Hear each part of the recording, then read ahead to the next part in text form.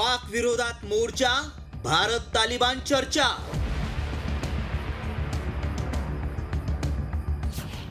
पाकची होणार दुहेरी कोंडी।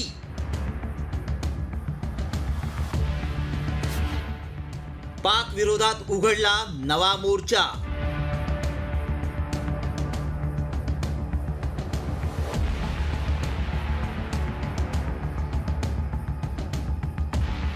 पहलगाम हल्ल्यानंतर भारत आणि पाकिस्तान मधला संघर्ष टोकाला गेलाय।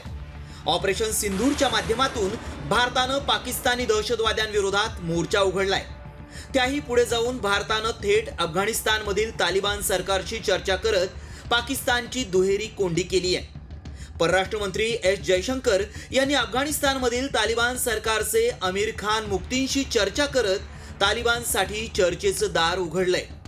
त्यामुळे पाकिस्तानच्या पायाखालची जमीन सरकली आहे। मात्र तालिबानशी चर्चा भारतासाठी का महत्त्वाची आहे ते देखील पाहूया। 2021 मध्ये तालिबान सरकार येताच भारताचं अफगाणिस्तानातलं दूतावास बंद करण्यात आलं। 4 वर्षांनंतर जयशंकर यांच्या फोनमुळे थांबलेली चर्चा पुन्हा एकदा सुरू झाली आहे। भारतानं अफगाणिस्तान सोबतची पारंपरिक मैत्री अधोरेखित केली आहे। पाक तालिबान बिघडलेल्या संबंधांचा भारताला फायदा होणार आहे। तालिबानशी चर्चा करून पाक, चीन आणि अमेरिकेला स्पष्ट इशारा देण्यात आलाय।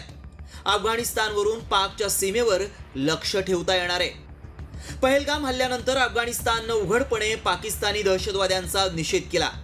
त्यातच आता भारताच्या चहूबाजूनं शत्रूंची फौज उभी करण्याचा प्रयत्न पाकिस्तानकडून सुरू असतानाच भारतानं थेट पाकिस्तानचा कट्टर दुश्मन तालिबानसोबत चर्चा सुरू केली आहे। मात्र त्यातून पाकचीच कोंडी झाली आहे। ज्या पाकिस्तानला तालिबानच्या मदतीची आणि समर्थनाची अपेक्षा होती, त्या तालिबानने मात्र ह्या संपूर्ण संघर्षामध्ये पूर्णतः तटस्थ भूमिका घेतलेली होती। किंबहुना अफगाणिस्तानच्या भूमीचा वापर पाकिस्तानला भारत विरोधी करू दिलेला नाहीये। हा आपला एक मोठा राजनैतिक विजय आहे असं आपल्याला म्हणावं लागेल। एकीकडे चीन सीपीईसीच्या माध्यमातून आपला प्रभाव वाढवत असताना भारतानं तालिबानसाठी उघडलेलं चर्चेचं दार चीन आणि पाकिस्तानचं नाक दाबण्यासाठी महत्त्वाचं आहे। त्यामुळे पाकिस्ताननं आता तरी कुरापती थांबवायला हव्या। ब्युरो रिपोर्ट, साम टीव्ही न्यूज।